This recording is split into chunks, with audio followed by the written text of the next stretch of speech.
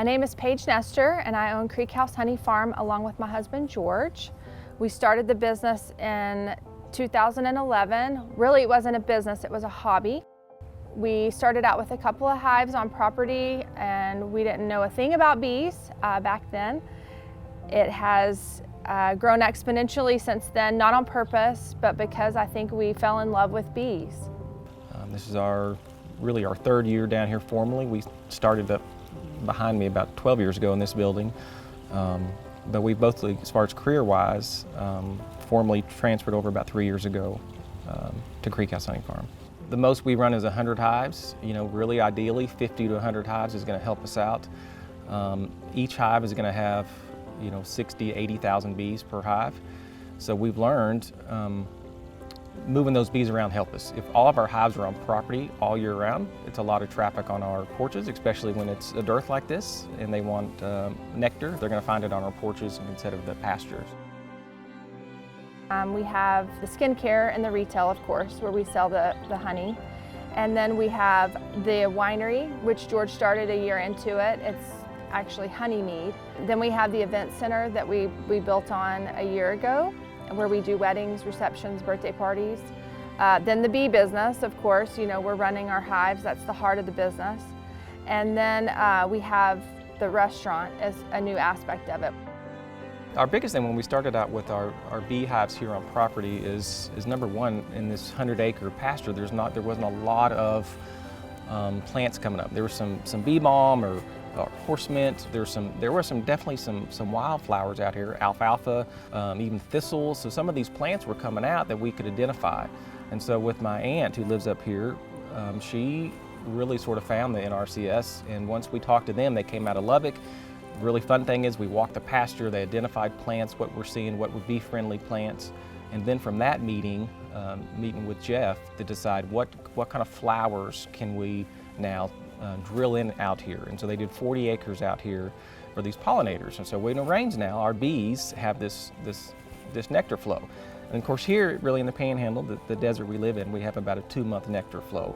But when these wildflowers come up, it's vital for our bees who are looking something for now in, say, April and May to hit on. My name is Jeff Luter. I'm a USDA NRCS district conservationist in Canyon, Texas. So we started in 2015, and that was all started when Paige and George made a phone call to our local office and they just inquired about what opportunities were available for them to help increase their pollinator habitat on their land. And it all started with a pasture walk, basically. And so we met here on that day, and actually there was rain that day.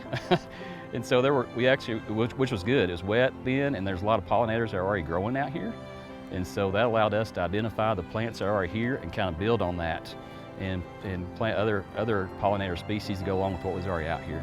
So they did a great job for us as far as helping out here. If not, our bees aren't going to pull anything. So they really helped us as far as getting those native wildflower plants back out here planted to come up. We like to, when we can, help farmers. We've done sunflowers before in different spots in the Panhandle.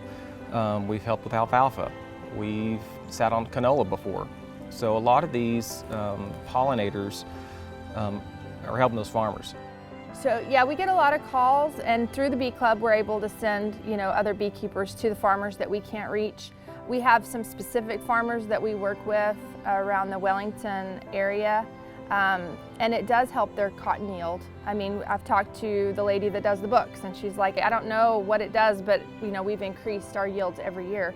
I think Texas A&M came out with a study that said it increases cotton yields by like 18%. And we communicate with them as far as spraying goes and timelines go, when we're going to be there. But it's been a very good relationship for both of us. I'm Tara Fannin. I am the urban conservationist for the High Plains of Texas, and I work with small urban farmers and ranchers to help them obtain their resource goals. Creekhouse Honey Farms is a good example of an urban farm.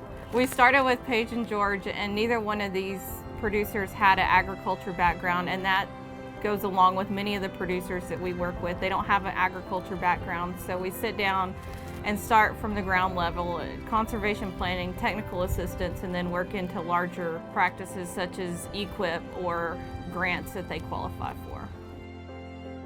Working with the Nesters has been great for us. Obviously, I learned a lot through the whole process, but they've been so receptive to any kind of advice that we've offered them over the years, and they just got a can-do attitude and will-do attitude, and it's just been great to work with them.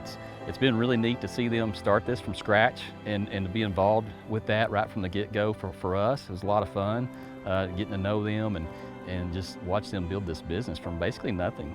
Being out here for 17 years, some of the pollinators that we've seen just since we've planted those flowers have increased exponentially. Butterflies, monarchs, any kind of pollinator you can think of, we have.